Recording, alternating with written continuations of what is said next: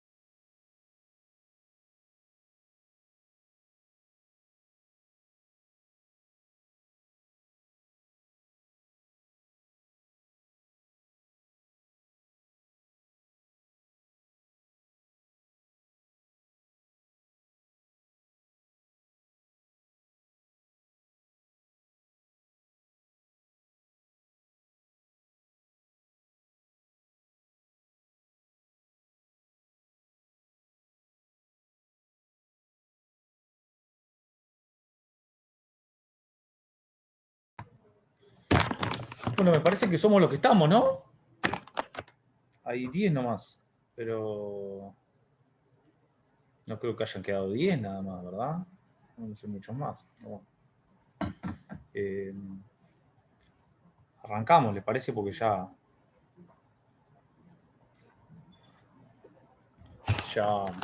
pasaron muchos minutos. Diego Martínez, no sé qué pasó. Quizá no. ¿Esta es la primera clase que tienen después del examen? Sí. Ah, Sí, doctor. quizá pasó eso. Sí, se había suspendido, creo, la anterior. Ah, bueno. Arrancamos, ¿les parece? Bueno, ahí en el cronograma que estableció la doctora Oviedo, a mí me tocaba la bolilla 17 hoy. Una bolilla muy linda, muy amigable, que está referida a los bienes, ¿no? A bienes y cosas en el sistema del código. Así que si buscan, ahora vamos a arrancar, si tienen el código abierto, vamos a arrancar a hacer un poquito primero un análisis doctrinario y después vamos a ir viendo, como hacemos siempre, artículo por artículo, así entendemos de qué estamos hablando, ¿no? Acá esto estaría regulado en el artículo, varios artículos del código, pero específicamente en el título 3, que sería el 225, sección 1, 225 y siguientes, 225, 225. Pero antes, como les decía recién, hay algunas cuestiones vinculadas con lo doctrinario, que creo que son importantes para que nosotros lo podamos conversar hoy. Este capítulo habla de los bienes con relación a las personas y a los derechos de incidencia colectiva, dice el título del capítulo. Vamos a tener que jugar con varias cosas para que ustedes entiendan de esto de bienes, ¿no? Y cómo eso incide en su vínculo, en su relación jurídica para con los individuos o las personas, ¿no? Bien. Acá va a tener importancia la definición de qué hablamos cuando hablamos de bien o cosa.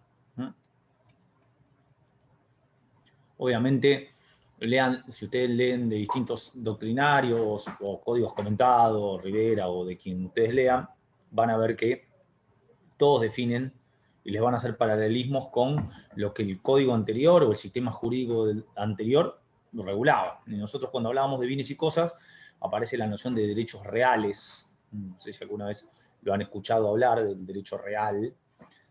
Bueno, y esto es esa vinculación del derecho real, digo, sobre las cosas, los derechos sobre las cosas.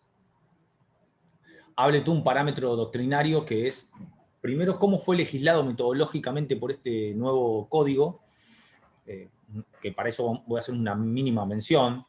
El código modifica el sistema metodológico estructural que tenía pensado el código del amigo Vélez Arfiel, por supuesto, porque imagínense que este es un código moderno y el anterior código, un código del siglo XIX, que prácticamente todo lo referido a los bienes y las cosas y su vinculación con las personas lo trataba dentro del marco del derecho privado desde la óptica de los derechos reales. Y bueno, eso ha sido harto criticado por la doctrina.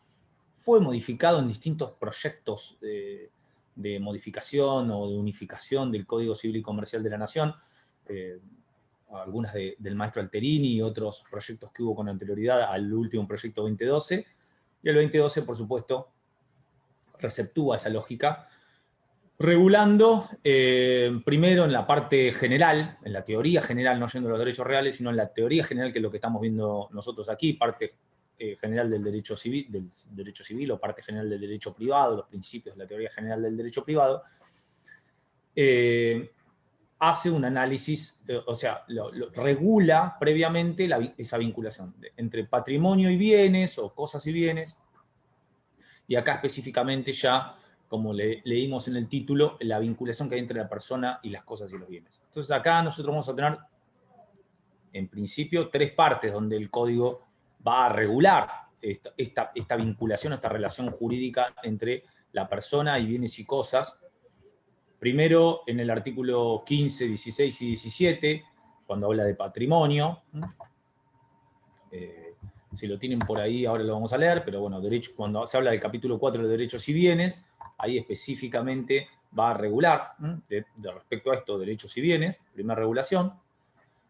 Segunda regulación es la que vimos, las que les comenté recién, regulación específica de la relación personal entre los bienes y las cosas. La segunda regulación va a ser el título 3, bienes, del capítulo 1, específicamente bienes con relación a las personas y los derechos de incidencia colectiva, que es lo que vamos a ver hoy, y toda la regulación referida a los bienes. Y por último, el apartado específico de derechos reales, que es la cuarta civil, o hoy derecho privado, antes se le decía cuarta civil, que ustedes la van a estudiar dentro de algunos años. Y que para eso, por supuesto, lo vamos a dejar librado a ese momento. Más allá de las otras consideraciones específicas que haga este código a la hora de discutir o hablar de la vinculación entre personas y bienes y cosas, pero especialmente el método que va a usar el código ahora es esta incorporación en la teoría general y luego específicamente en el apartado de los derechos reales. ¿Se entiende esto? ¿Más o menos? ¿Me hacen que sí con la cabeza o que no? Y si no me hacen nada, que tienen un montón para el truco. Sí, doctor. ¿Se entiende? Perfecto. Acuérdense, ustedes están estudiando Derecho Civil parte general. El derecho civil es el derecho privado, es la vinculación entre los particulares, las relaciones entre particulares. En esas relaciones entre particulares, la relación o el vínculo que uno tiene con las cosas y los bienes pasa a ser central jurídicamente hablando. ¿Estamos de acuerdo de eso? Por lo tanto, es eso lo que vamos a estudiar.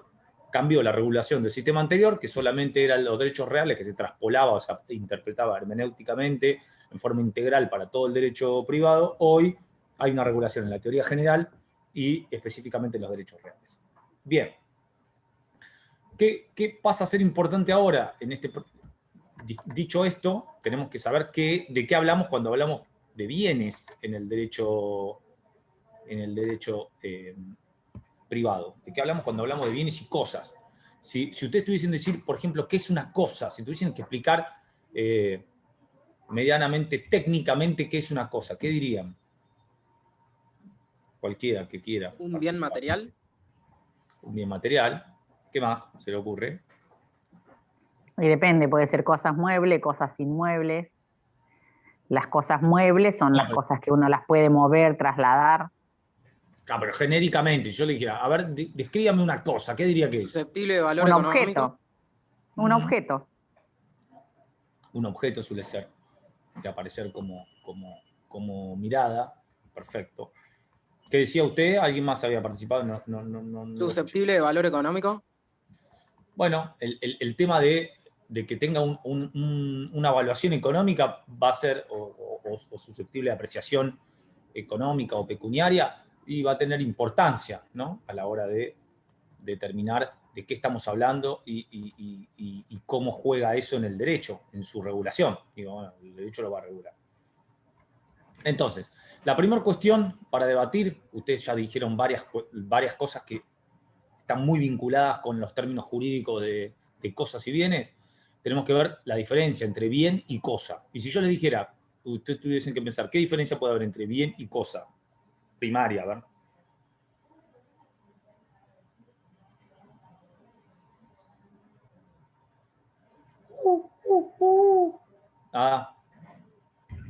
Está difícil. Entre bien y cosa. Bueno, generalmente bien es un concepto más amplio. Abarca más aristas que la que pueda abarcar la cosa. La cosa es más generalmente vinculado a lo material. Y el bien puede ser algo, o es, de hecho, es un paradigma mucho más amplio en comparación a lo que antes, a lo que es simplemente una cosa que está más vinculado con objeto, como dijo alguna compañera. Ahora lo vamos a ver. Jurídicamente también es así. El bien es un sentido más amplio. O sea, dentro de los bienes entran las cosas. Hay una relación género-especie. Dentro de los bienes, las cosas, los objetos materiales, como dijo recién la compañera, están dentro del bien. Pero también están bienes que no son materiales. Como por ejemplo los derechos. Los derechos o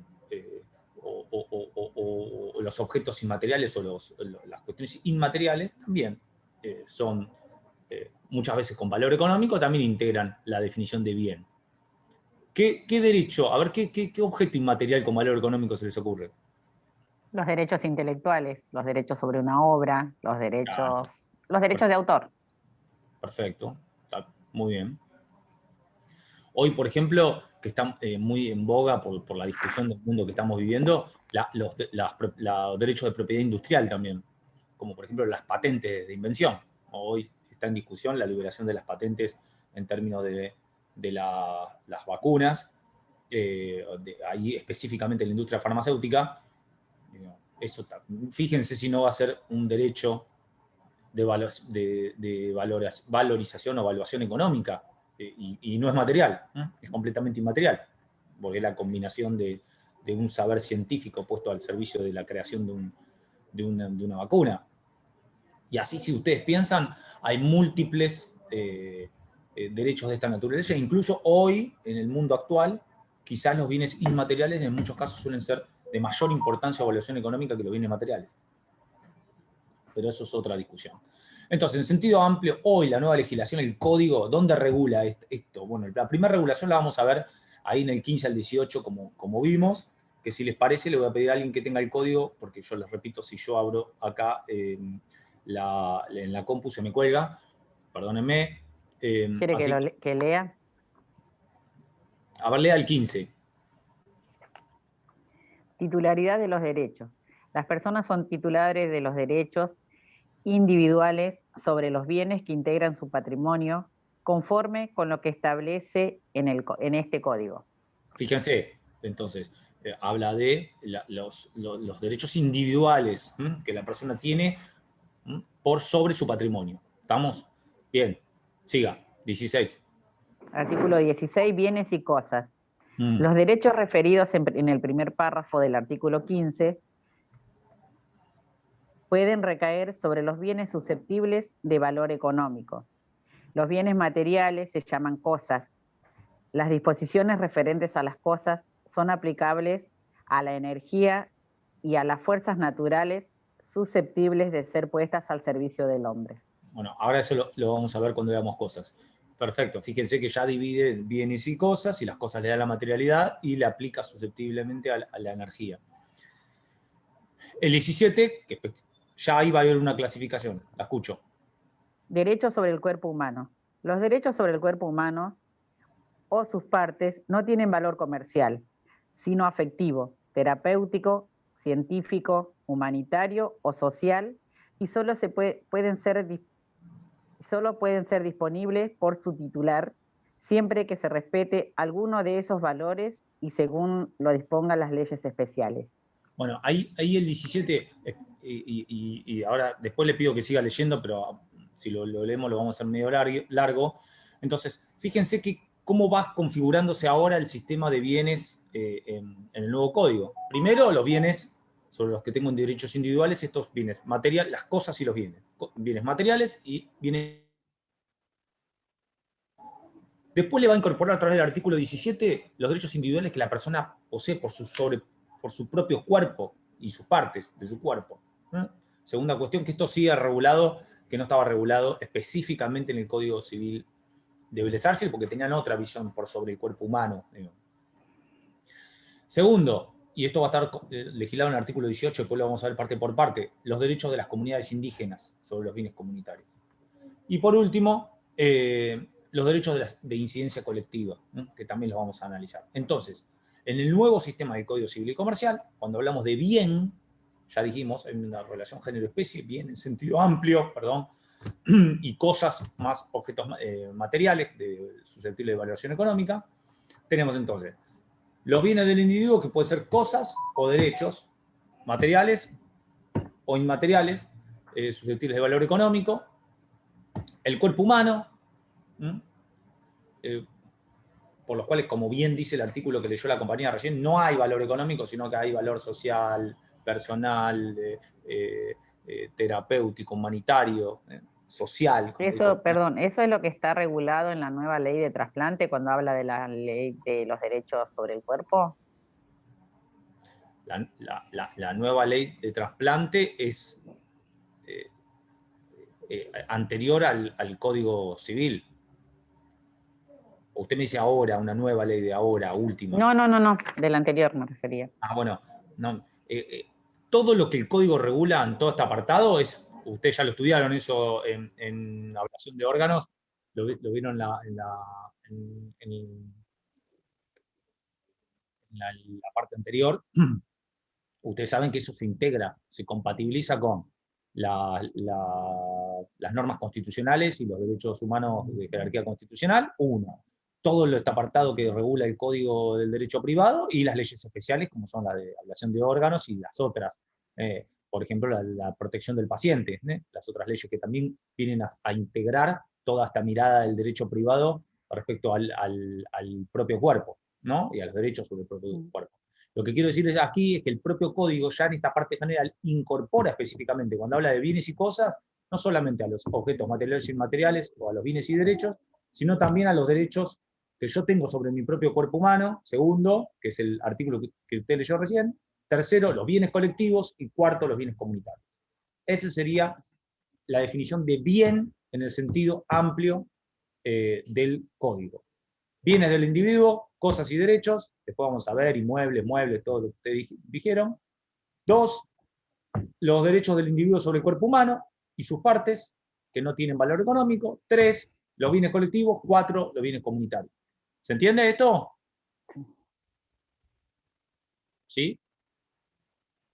¿Qué es bien en el nuevo código? Sería lo que les acabo de decir. Un análisis, analizando todas las cuestiones que estábamos viendo ahora. Bien, vamos primero entonces a los bienes del individuo, esto que veíamos en el artículo 15. El artículo 15, que leyó la compañera, habla de bien como elemento tipificante. ¿Estamos? Y dice que las personas son titulares de derechos individuales sobre los bienes que integran su patrimonio. Eso decía el artículo 15 que leyó la compañera. Las personas poseen, son titulares de derechos individuales sobre los bienes que integran su patrimonio. Esos son los bienes del individuo.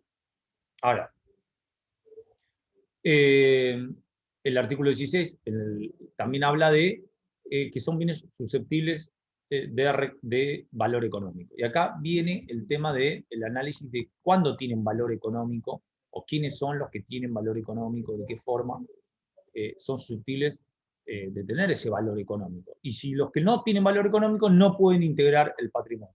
En principio, entonces podemos decir que los bienes del individuo pueden ser los bienes con valor económico, los bienes sin valor económico, y aquí ingresarían en los bienes con valor económico las cosas, los objetos materiales y inmateriales. Y en los bienes sin valor económico, ¿qué se le ocurre?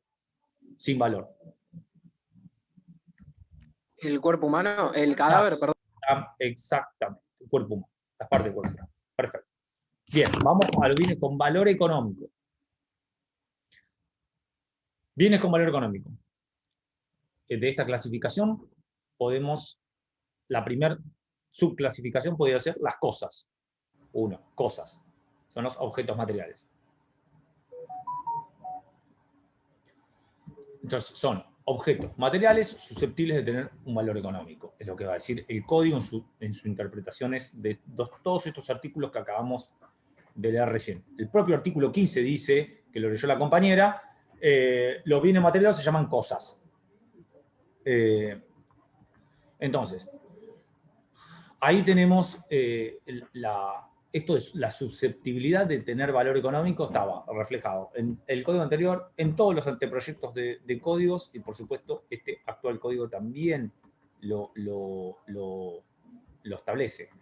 Después veremos que esas cosas se van a subdividir en otras categorías que vamos a ver más adelante, que están legisladas en el 225 y siguientes, como es los bienes muebles o inmuebles. Pero las cosas, entonces, es ineludible su contenido pecuniario o su valoración económica, es ineludible. El artículo 15, además, incorpora y dice, van a ser cosas, todas las disposiciones referidas a las cosas que dice acá este artículo, se le van a incorporar también a las fuerzas a la energía y a las fuerzas naturales, susceptibles de ser puestas a utilización por el hombre. ¿Estamos? Entonces la energía y las fuerzas naturales, que el hombre puede utilizarlas para ponerlas el hombre en términos mal utilizados, el humano, digamos, el homo sapiens, no el hombre. El humano, entonces, utilizado al servicio del humano o del homo sapiens, es que estamos ante cosas materiales también. Así que ahí sería, digamos, la definición del vocablo, la primera división, que sería las cosas materiales. primera cuestión, lo vamos a ver después de cuáles son esas cosas materiales y cómo se dividen. Ahora, la segunda clasificación de cosas van a ser los objetos inmateriales, o vulgarmente denominados a veces bienes. Se contraponen al vocablo de cosas, objetos inmateriales, derechos o bienes inmateriales. Y acá ustedes dieron varios ejemplos, hablaron de propiedad intelectual, que por ejemplo son los derechos de propiedad que yo voy a tener. Un autor dijo la compañera por una obra científica, literaria o artística. Yo les di el ejemplo de los derechos de propiedad industrial, que son, por ejemplo, las patentes de invención, las marcas. Una marca o registrada también es un derecho de propiedad industrial, fíjense, un derecho completamente inmaterial. El logo de Nike, tener un logo de Nike, por ejemplo, es un derecho completamente inmaterial, es un loguito. Ahora, no es lo mismo una zapatilla que tiene ese logo que no, si no lo tiene, y en su valor. Fíjense si no va a tener apreciación pecuniaria ese objeto material, que es un dibujo, al final del camino es un dibujito. En este mundo actual, hoy pasan a tener muchísima más incidencia, en muchos casos, los bienes inmateriales que los propios objetos materiales, muchísimo más que la que tenían en otros momentos. Todos estos, susceptibles de apreciación pecuniaria, también los derechos reales, que son inmateriales, que los hay, y varios lo van a estudiar todos en derechos reales. Entonces estamos, cosas, objetos materiales, bienes u objetos inmateriales. Y también, por último, entonces, dentro de estos derechos individuales que estábamos viendo, están también los bienes sin valor económico. Así vimos los bienes con valor económico, objetos materiales y objetos inmateriales, o bienes o derechos, y tenemos los bienes sin valor económico, que también son parte de esos derechos individuales que tiene la persona por sobre en su patrimonio. Y acá también fue leído recién, por el artículo 17, habla de los derechos sobre el cuerpo humano. El artículo 17, y por supuesto se le aplican toda la normativa integral respecto a los derechos sobre el cuerpo humano, tanto en el Código como en las leyes especiales que ya nombramos. Esos derechos sobre el cuerpo humano, sobre sus partes, no van a tener un valor económico, comercial, pecuniario, sino que el valor va a ser simplemente afectivo, terapéutico, como vimos, científico, humanitario, etc. Y social, por supuesto. Y se van a tener que respetar conforme a lo que disponen las leyes especiales. Acá hay una incorporación específica que hizo el nuevo código con la idea de reglamentar este tipo de derechos. Entonces, ya vimos los que son los bienes individuales y los dividimos. De los susceptibles de tener valoración económica, o de los que tienen valor económico, como son las cosas u objetos materiales, y los bienes u objetos inmateriales o derechos, y los que no son susceptibles de tener valor económico, que es el cuerpo humano. Ahora, hablamos de bienes colectivos y bienes comunitarios. Bueno, el artículo 14 del Código Civil y Comercial habla de los bienes colectivos. ¿Lo podés leer? O cualquiera de ustedes que tenga ahí el código, ¿lo pueden leer, por favor? Estos derechos colectivos o de incidencia colectiva, que después ahora en el 225 también lo vamos a ver. Artículo 14, derechos individuales y de incidencia colectiva. En este código se reconocen A, derechos individuales, B, derechos de incidencia colectiva.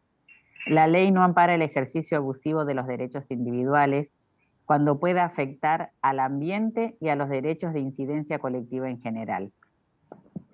Esperé a ver si termino ahí. Sí, termino. Perfecto. Fíjense, ya el 14 ya hablaba de bienes individuales y bienes de incidencia colectiva. El 225 y siguientes también regula respecto a habla de los derechos individuales y de los derechos de incidencia colectiva. ¿Y qué les parece a usted? ¿De qué hablamos cuando hablamos de un derecho de incidencia colectiva? Ahí dicen dos casos, como Alavi y por ejemplo, el tema de las vacunas. Es un tema que, si bien es de de un laboratorio, ponerle privado, que descubrió la vacuna, tiene incidencia colectiva. Sí. Y creo que es por eso la disputa de hoy, de ahora, que están por el tema de la patente y eso. Bueno, pero ahí se mete en una discusión jurídica, porque, a ver, ahí hay un debate muy grande con respecto a las patentes de invención. Se la compliqué entonces. No, se la cuento la discusión en realidad. La discusión está dada. Usted cuando tiene una patente de invención lo que le dan es un monopolio de explotación, un privilegio de explotación por un periodo de tiempo, generalmente en el derecho comparado suele ser 20 años, de una invención que usted ha descubierto, que usted ha inventado, digamos. Entonces, esa invención suya, como contrapartida al Estado, le va a dar, los estados, no el Estado argentino, los estados del mundo le van a dar, en cada estado particular, le van a dar un monopolio de explotación comercial e industrial por un periodo de tiempo. Y que pasado ese periodo de tiempo, esa invención suya pasa al acervo tecnológico mundial. ¿Por qué a usted le parece que esto es así? ¿Por qué es así? ¿Por qué le doy un... ¿Por qué dejo que usted inventó la vacuna contra una enfermedad que es una pandemia y le dejo que usted tenga la explotación exclusiva? ¿Por qué le parece? Porque es un derecho privado que está garantizado en el código. Si no, estaríamos invadiendo la parte privada. No vaya, imagínense que no vaya un código, porque es en el mundo. Hay países del mundo que no tienen códigos. No el código, en la Constitución en este caso. Estoy hablando del derecho argentino, obviamente, ¿no? No, yo le hablo genéricamente. Si usted me preguntó algo genérico, la Argentina no inventó ninguna vacuna. Usted me preguntó algo genérico y yo le devuelvo la pelota diciéndole, ¿por qué le parece que se da los que fundamentan este privilegio, que hay un derecho, hay una especie de unificación o integración mundial con los TRIPS, los tratados TRIPS, que hablan de propiedad intelectual, de propiedad industrial, perdóneme. Generalmente lo que se da, que es práctica, las leyes de casi todo el mundo la regulan, que a usted se le da un monopolio de explotación porque usted invierte científicamente mucho dinero para lograr descubrir algo. Entonces vamos a suponer, usted invirtiese mucho dinero para lograr descubrir una invención, la que se le ocurra.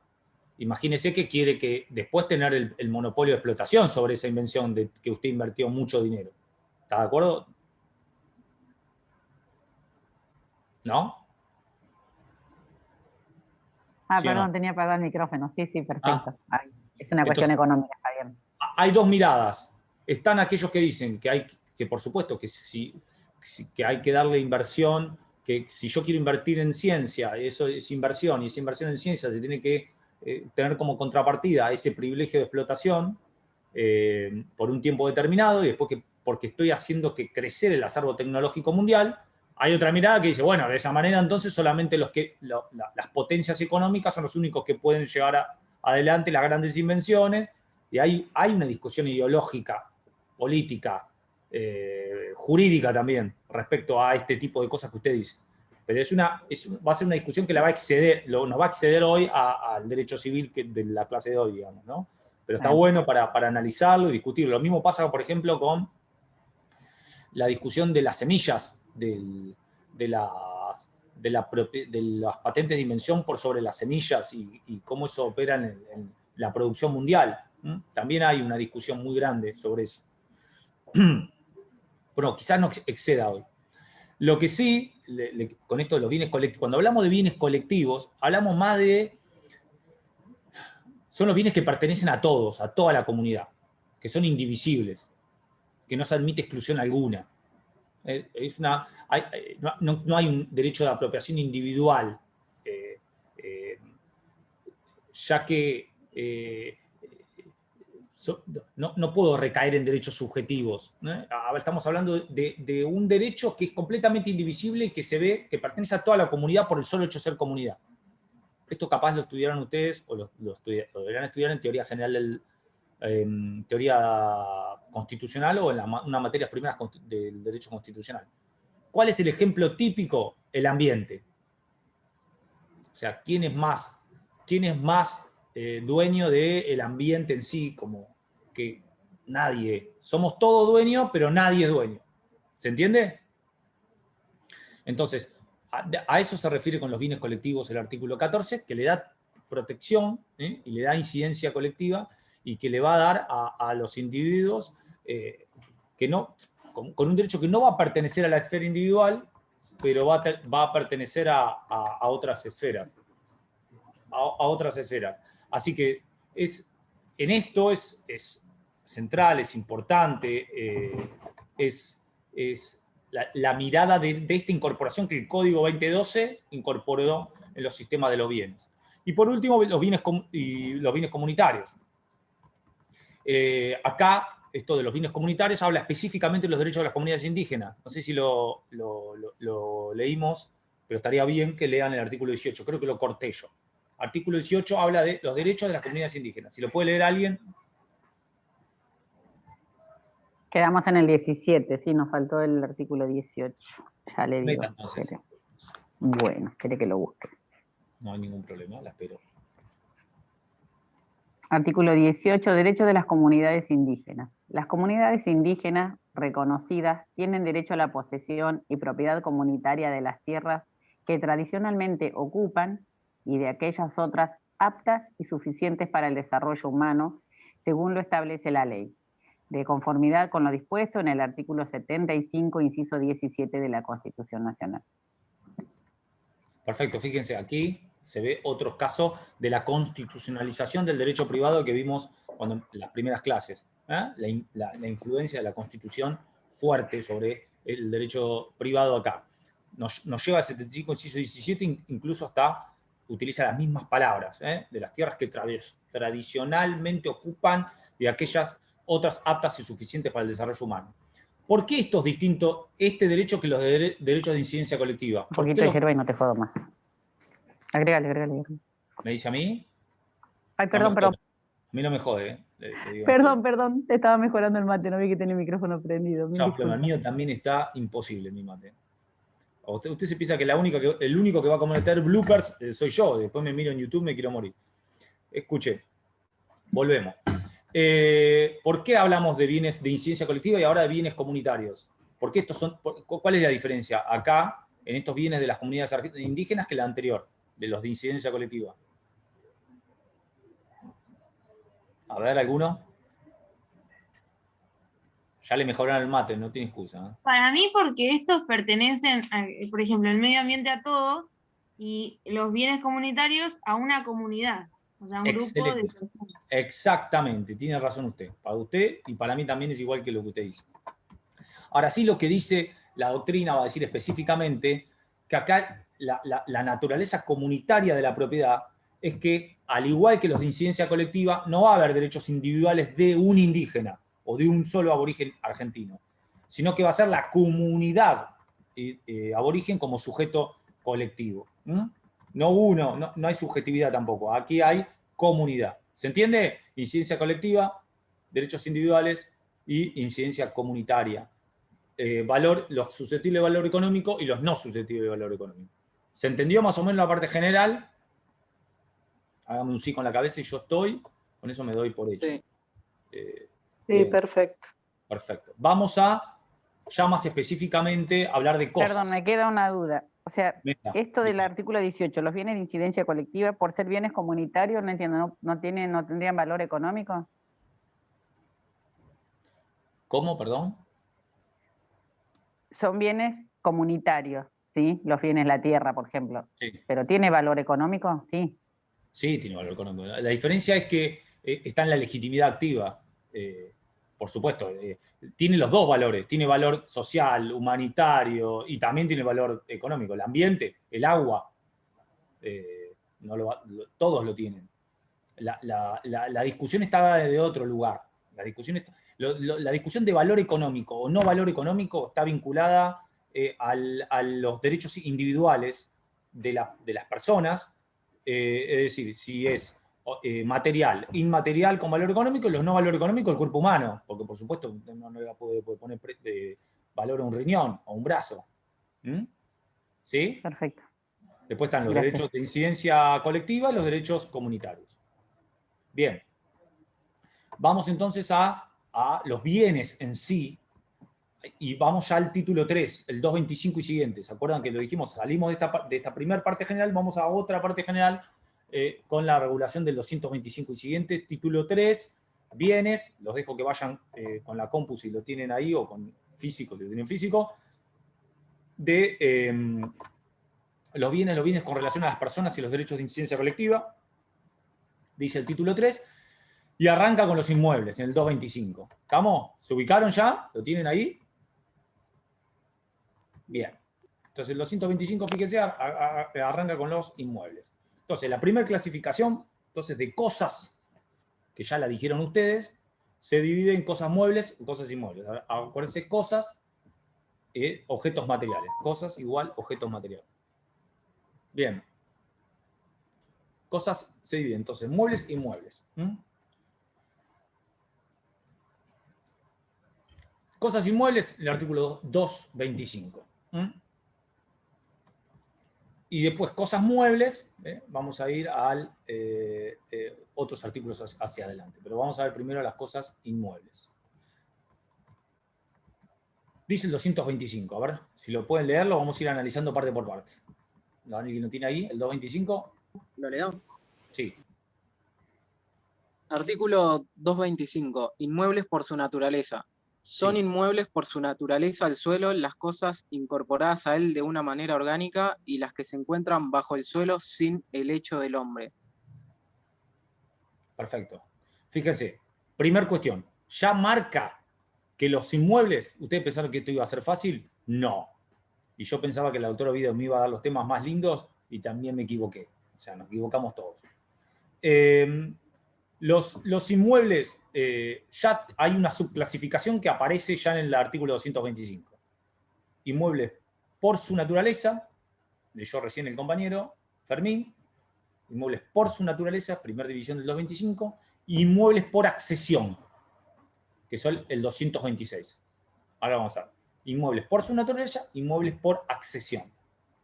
Bien, vamos a los inmuebles por su naturaleza, que es lo que acaba de leer Fermín, el artículo 225. Entonces, los inmuebles por su naturaleza, y dice el 225, se refiere al suelo. Léelo de vuelta, Fermín, por favor. Y ahí va. Inmuebles por su naturaleza. Son inmuebles por su naturaleza el suelo, las cosas incorporadas a él de una manera orgánica y las que se encuentran bajo el suelo sin el hecho del hombre. Perfecto.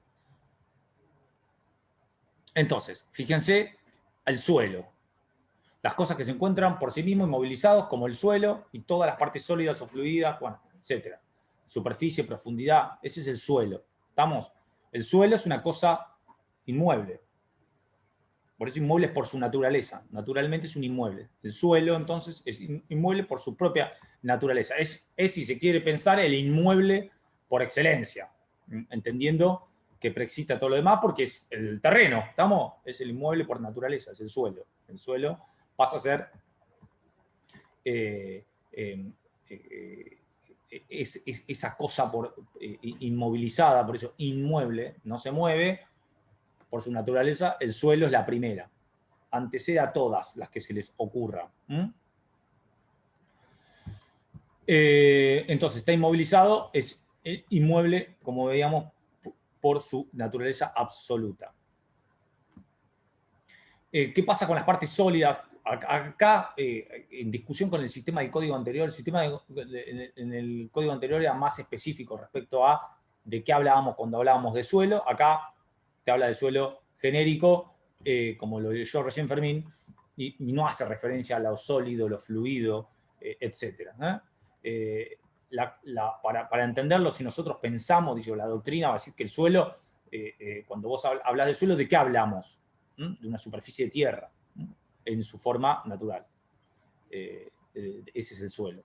Y nosotros sabemos, es algo más geográfico, no es jurídico, y lo van a ver más en derechos reales, que cuando nosotros hablamos del suelo van a hablar que hay formas distintas. Está el suelo, está el subsuelo y está el espacio aéreo. y el suelo puede tener fluido por encima, y va a ser entendido como suelo todo. La tierra, la arena, cualquier tipo de propiedad geológica que esté en la superficie, digamos, como incluso el agua. Eso en cuanto al suelo. En cuanto al subsuelo, bueno, que también es considerado inmueble, suelo, subsuelo, y bueno, aquí vamos a ver también todo lo que integra el subsuelo en el interior de la Tierra. Y por último, veíamos que el supersuelo o espacio aéreo, que si bien jurídicamente o desde el punto de vista técnico-jurídico no va a ser una cosa, sí va a tener utilidad económica en el ámbito del derecho. Por ejemplo, cuando se construye hacia arriba, digo, y se ocupa el espacio aéreo, también, por supuesto, ahí va a haber dominio y derechos inherentes a la propiedad, por más que no sea una cosa propiamente dicha. ¿Mm? ¿Se entiende esto? De todo lo que integra suelo, suelo, subsuelo, supersuelo o espacio aéreo. Bien. Como leyó Fermín, el 225 después habla de las cosas incorporadas a él de una manera orgánica. ¿Y a ustedes qué les parece? ¿Qué puede ser eso? Cosas que se estén incorporadas a este suelo, subsuelo o espacio aéreo de una manera orgánica. Sembrado. Claro. O sea, una siembra. Bien, muy bien, sí. Perfecto. Claro. Los árboles, o sea, los cultivos. Plantas, pastos. Totalmente de acuerdo. Y el 225 después dice, entonces, como decíamos recién, el suelo. Las cosas incorporadas de una manera orgánica y las cosas que se encuentran bajo el suelo sin el hecho del hombre. Y ahí... ¿En la acción del hombre? Eso dice el 225 que leyó Fermín. ¿Petróleo? Yacimiento. No sé. ¿Cómo? Petróleo, yacimiento. Claro. Minerales, sólidos, líquidos, gaseosos. Sin la incorporación del hombre. Bien. Estamos en los 25. Perfecto. ¿Leemos el 226? Dale. Inmuebles, ¿lo leo? Sí, por favor. Inmuebles por accesión.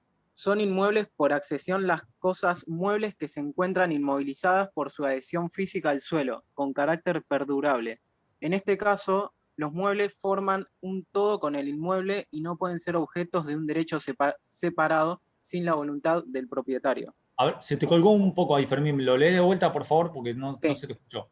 Sí. Son inmuebles por accesión las cosas muebles que se encuentran inmovilizadas por su adhesión física al suelo con carácter perdurable. En este caso, los muebles forman un todo con el inmueble y no pueden ser objetos de un derecho separado sin la voluntad del propietario. Fíjense, ¿no? Vamos a repasar los requisitos que establece el 226. Primer requisito. Hay cosas muebles. Esas cosas muebles están inmovilizadas por su adhesión física al suelo. Que esa adhesión física es perdurable, dice el artículo. Y después exige que los muebles formen un todo con el inmueble y que no puedan ser tratados de un derecho separado sin la voluntad del propietario. Ese dice el 226. ¿Estamos? Fíjense que entonces va a ser central la modificación de la esencia al separarse, ¿no? O sea, o integra el todo, o por eso hay accesión física. Fíjense que integra el todo, que esa integración lo hace en forma perdurable,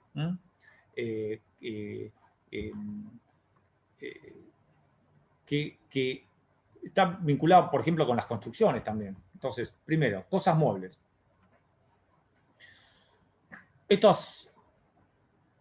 ¿Cuál puede ser para ustedes, por ejemplo, una cosa mueble que una accesión física al inmueble, por ejemplo?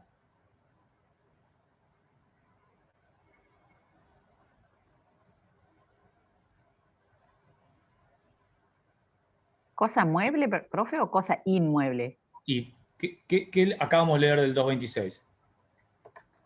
El 226 dice que son inmuebles por accesión las cosas muebles que se encuentran inmovilizadas por su adhesión física al suelo. Cosas muebles que se encuentran inmovilizadas por su adhesión física al suelo. ¿Qué cosa mueble que se encuentra inmovilizada por adhesión física al suelo se le ocurre? Con carácter perdurable, dice el artículo. Que no es menor, ¿no? Es pensado para perdurar. ¿Un edificio? Claro. Los materiales. Los materiales con los que se construye una casa, una vivienda. Los cimientos. Claro. Todos esos materiales que se utilizan, fíjense, se piensan como un todo, para que en el terreno, en el suelo, digo, construiste una casa, bueno, todos esos son cosas muebles. El cemento. Yo lo vi como inmueble, por eso por eso pregunté. No lo asocié una casa con un bien mueble, sino como inmueble. Es que son inmuebles. Vamos de vuelta. El 226, ¿cuál es el título del 226? Inmuebles por accesión. Fíjense, ustedes tienen inmuebles por su naturaleza e inmuebles por accesión. Inmueble por su naturaleza, para decirlo de una forma de criollo, para que se entienda, nació inmueble. ¿Estamos? Nació inmueble. Como puede ser, por ejemplo... ¿Qué sería accesión? ¿Cuál es el inmueble, el que nació inmueble? Un árbol. Lo leímos recién. Nació inmueble el suelo. Dijimos, ¿estamos? Nació inmueble. Campo. Nació inmueble, listo. Eso ya nació inmueble, como decíamos recién. Ahora, hay cosas que son inmuebles por accesión, no nacieron inmuebles, se convirtieron en inmuebles. ¿El cemento nació inmueble? No. ¿El techo de una casa nació inmueble? No. Ahora, se convierte en inmueble por accesión, no por naturaleza, por accesión. No nació inmueble. ¿Y qué sería esto de la accesión? Acabamos de decir, cosas que son originalmente muebles, eran originalmente muebles, pero se van a... ¿Cómo? Se transforman en inmuebles. Exactamente, como dice el artículo. ¿Por qué? Porque las inmovilizo yo, se pasan a inmovilizar por su adhesión física al suelo. Y esa adhesión física al suelo yo lo hago pensando que sea en forma perdurable y con la identidad de un todo. Entonces, ya pasa a formar parte de un todo ese edificio que construí en el terreno. El suelo, ese suelo que dijimos, es inmueble por naturaleza. Le construyo arriba una casa y es inmueble por accesión. ¿Se entiende esto? Perfecto. Bueno, seguimos entonces. Primera cuestión que conversamos, inmueble por accesión física, cosas muebles. Son cosas muebles que se convierten en inmuebles por accesión física. O sea, muta su naturaleza, porque se pasan a encontrarse inmovilizadas en su adhesión física contra el suelo, en forma perdurable. ¿Estamos? Pasan a integrar un todo. Y si yo quiero separar, tengo que destruir la casa. ¿Estamos? Bien. Sigue el artículo, el 226. Todas las cosas muebles que se encuentran inmovilizadas por su adhesión física al suelo, decíamos recién. ¿Estamos? Esto está claro, está inmovilizado. Con carácter perdurable. Por supuesto, acá la norma que está pensando en este inmueble por adhesión, que tenga carácter de perpetuidad. Es decir, la mirada jurídica, técnica, tanto del antiguo Código Civil, cuando lo veían derechos reales, como del actual código, ahora que se trata en la parte de la teoría general, nos va a decir, tiene que tener carácter perdurable, porque si no, no hay inmovilización de la cosa mueble por su adhesión física al suelo. Si es una cosa flexible, no estaríamos ante una accesión física. No, esa cosa mueble no se convertiría en inmueble. Por ejemplo, si yo en un suelo pongo una casa rodante, no hay inmueble por adhesión física. Sigue siendo en cosas muebles. ¿Estamos de acuerdo?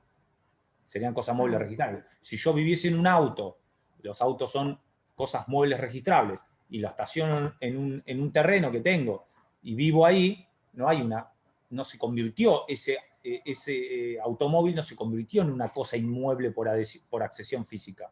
Sigue siendo una cosa mueble arriba de una cosa inmueble. ¿Estamos de acuerdo? Sí, lo mismo que si se pusiera una carpa arriba de un terreno. Por supuesto. Se pone una carpa, es lo mismo. ¿Sí? Perfecto. Bien. Acá tenemos, entonces, ya decíamos, el 226, 225 y 226, que claramente nos ponen los dos ejemplos de inmuebles por su naturaleza y por accesión. ¿Estamos? Bien. Vamos a los bienes muebles. Vamos a hablar un poquito de los bienes muebles del artículo 227. ¿Cuándo son cosas muebles? A ver, léanse, por ahí si lo tienen, los bienes muebles. Cosas muebles. 227. Cosas muebles. Son cosas muebles las que pueden desplazarse por sí mismas o por una fuerza externa. Fíjense, son cosas muebles las que pueden desplazarse por sí mismas o por una fuerza externa. Acá claramente están hablando de los muebles por su naturaleza, es decir, las cosas que se pueden desplazar por sí mismas o por una fuerza. Van a ver, y ahora lo vamos a analizar, analizando el 227, que hay varios doctrinarios que van a plantear que en realidad, por una conveniencia técnico-jurídica, la cosa mueble debería tener una categoría de carácter abierto o supletorio o residual. Es decir, que todo lo que no sea inmueble sea mueble. Para poder tener una precisión legal. Ahora lo vamos a ir viendo. Es decir, todo lo que no es inmueble debería ser mueble. Ahora, el 227 específicamente regula lo que nosotros llamamos las cosas muebles por su naturaleza, sería, ¿no? Es todo lo que puede desplazarse por sí mismo o por una fuerza externa. Entonces, ¿cuáles son las cosas muebles que pueden desplazarse por sí mismas? ¿Qué les parece a ustedes? Los animales. Exactamente, los animales. Sí.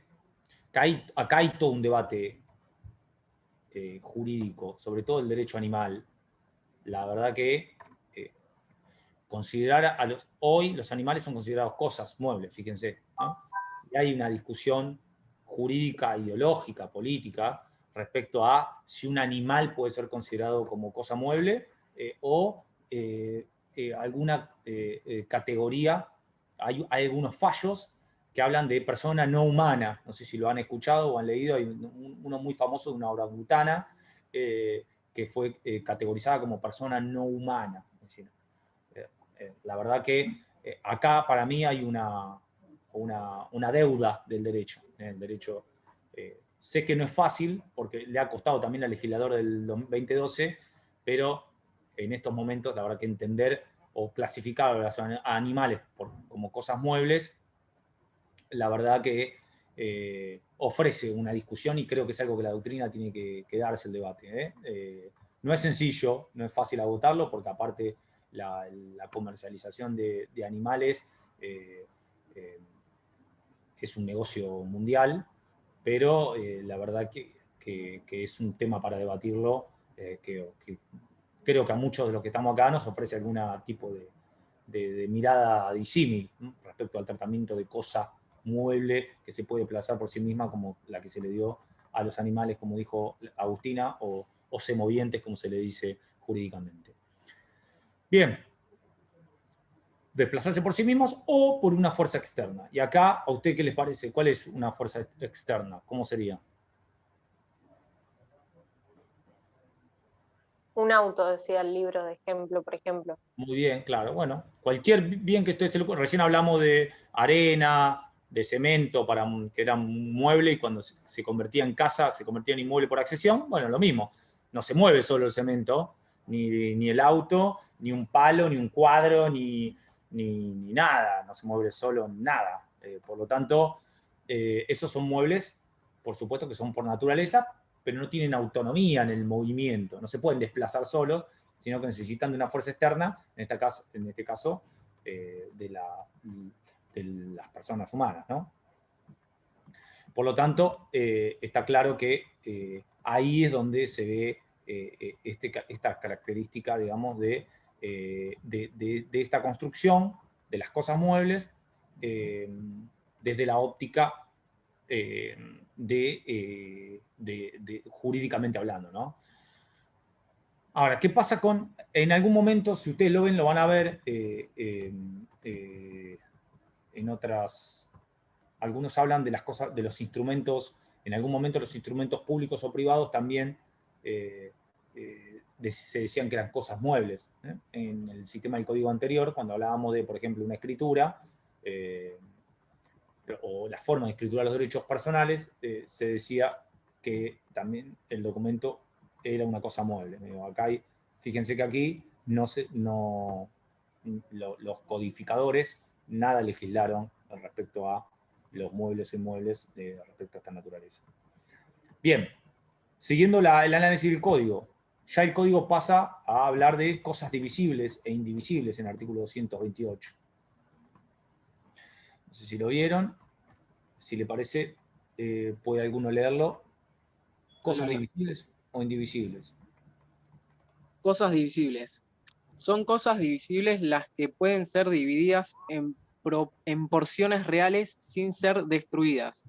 Cada una de las cuales forma un todo homogéneo y análogo, tanto a las otras partes como a la cosa misma. Sí, y después habla de la indivisibilidad.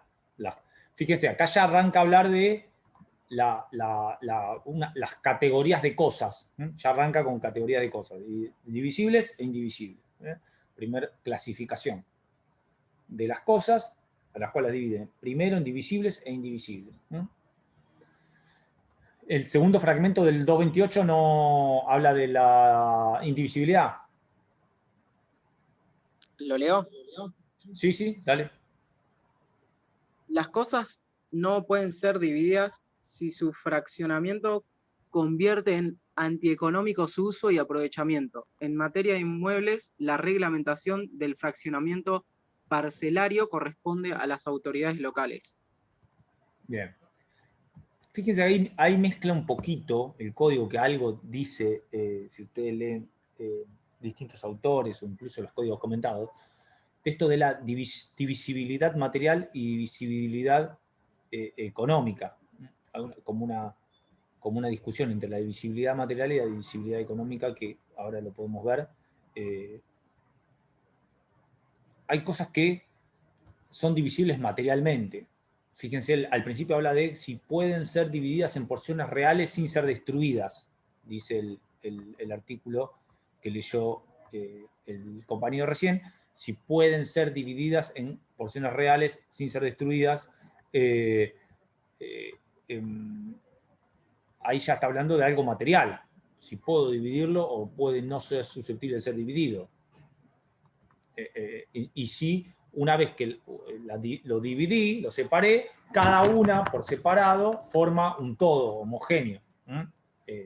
Entonces, fíjense que ahí hay cosas que van a ser divisibles materialmente y cosas que no van a ser divisibles porque van a perder su individualidad materialmente.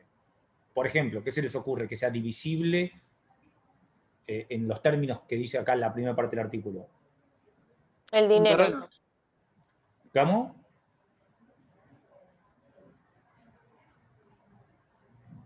¿Cuál? Perdón. La no plata.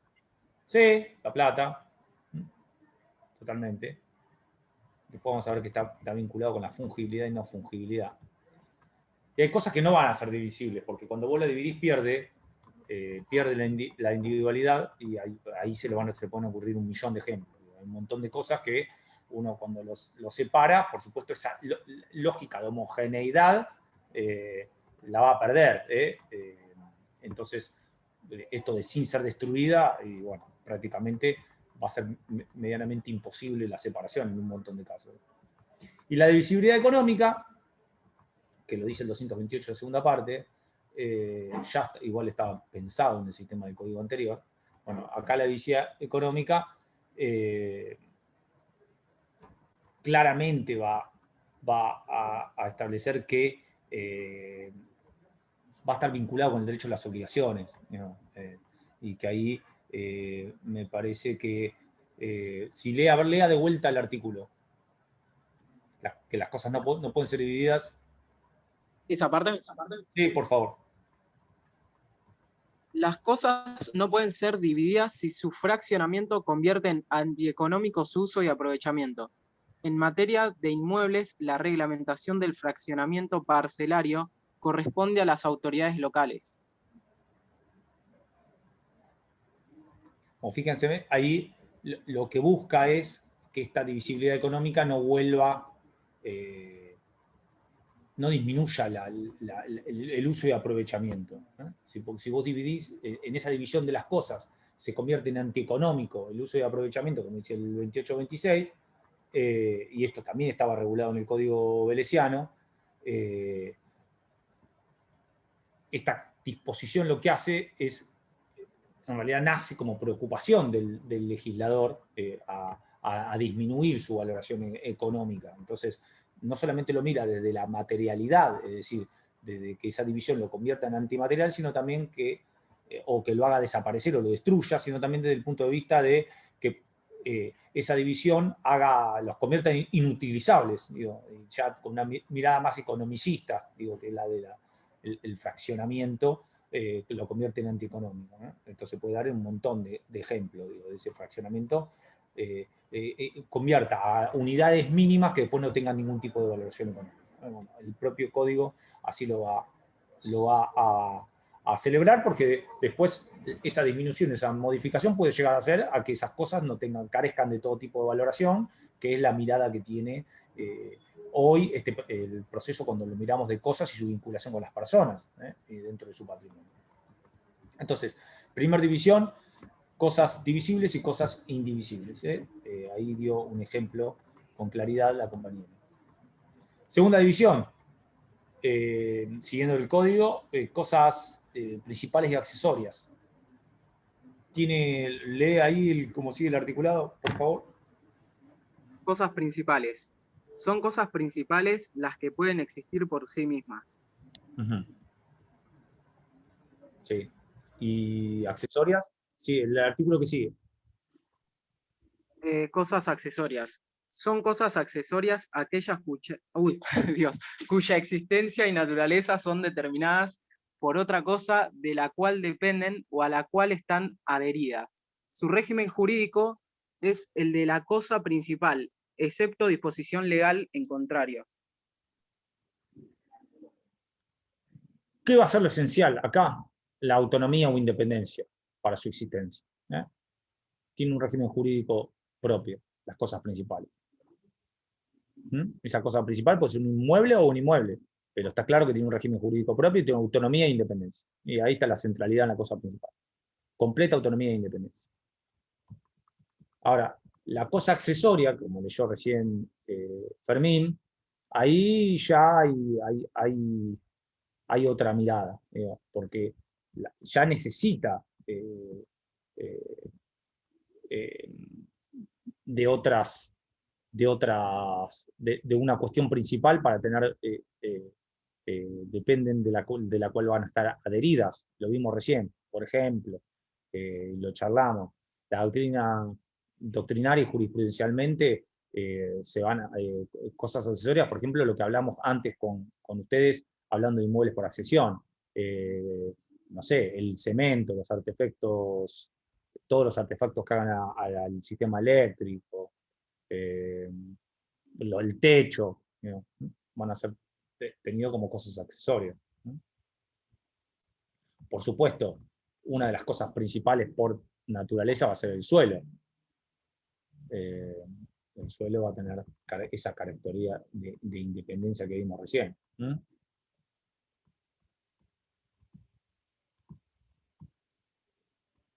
Perfecto. Bien. Ahora, esta accesoriedad de una cosa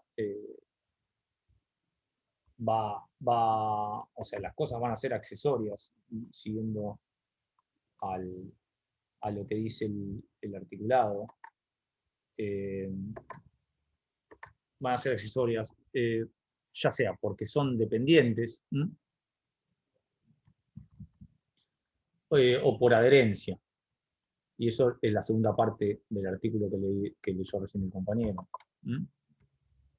Léete, por favor, la segunda parte del 230 que leíste recién.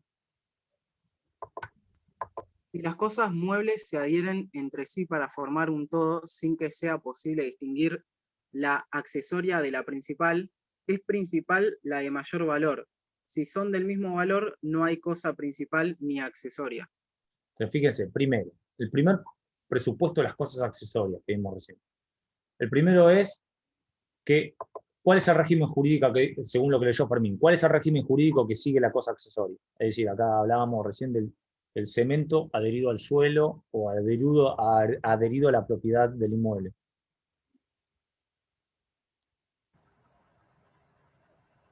¿Qué régimen va a seguir?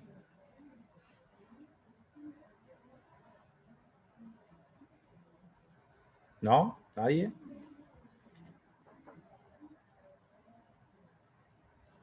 ¿Qué dice el 230, la primera parte? ¿Qué régimen va a seguir?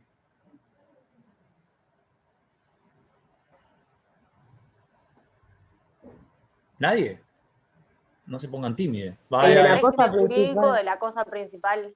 Exactamente, claro. Sigue el régimen jurídico de la cosa principal. Eso lo acaba de leer el compañero. Entonces sigue el régimen jurídico de la cosa principal. Ahí va a estar la importancia técnico-jurídica de lo accesorio, sigue la suerte de lo principal. En este caso, el régimen jurídico de lo principal va a mandar sobre la cosa accesoria. Entonces, la fuente de la accesoriedad va a ser por dependencia o por adherencia. Recién vimos el caso de la adherencia. El 230 lo dice claro. Aquellas cuya existencia y naturaleza son determinadas por otra cosa de la cual dependen. ¿Estamos? Esas son las que dependen de otra cosa. Por su existencia y por su propia naturaleza. Es decir, no hay independencia una de la otra.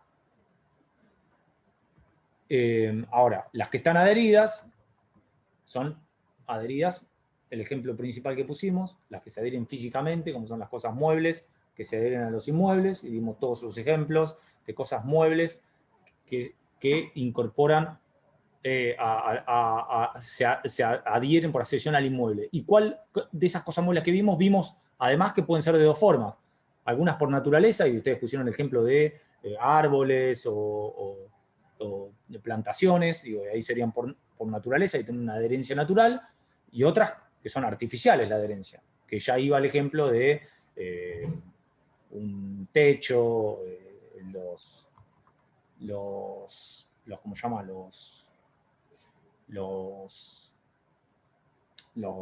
El cemento, techo, sanitario, qué sé yo, múltiples ejemplos que son por adherencia a un inmueble. Ahora, también puede haber adherencia de cosas muebles a otro mueble, no solamente a un inmueble.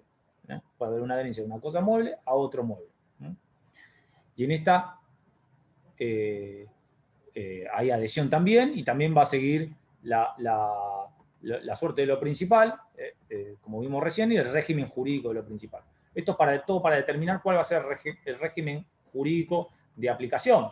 ¿Estamos de acuerdo? Entonces, lo principal siempre va a dominar el régimen jurídico, y lo accesorio va a depender de qué naturaleza tenga la accesoriedad y cuál sea el bien más importante para determinar cuál es el que se lleva al régimen jurídico en cuanto a su relación y vinculación jurídica con la persona. ¿Se entiende qué es lo que estamos buscando? ¿Cómo lo vamos a regular, digamos, a esa accesoriedad?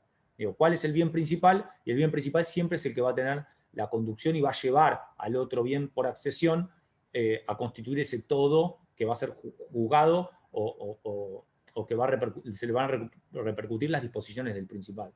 ¿Sí? ¿Esto se entiende? Sé que es muy complejo, pero si quieren lo repasamos la clase que viene. La clase que viene vamos a ver las cosas consumibles, bienes fungibles, que tienen alguna diferencia. Síganlo leyendo, léanlo de los papers que tenemos en clase, en el campus, o del código comentado si tienen, o de cualquier cuestión, así lo vemos, porque es un tema que sé que genera alguna complejidad. ¿Hasta acá se entendió más o menos? te hago una pregunta. Dale. Cuando habla de es principal la de mayor valor, o sea, por ejemplo, cuando se le agrega un mueble a otro mueble, ¿así sería?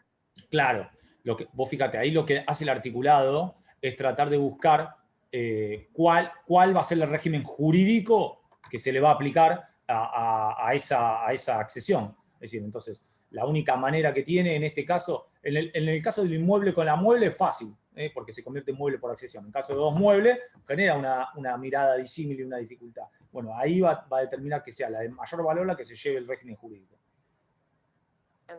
Gracias. Bueno, nos vemos la clase que viene, léanlo, sé que es un tema no muy lindo, pero leámoslo juntos. Chau, chau, nos vemos.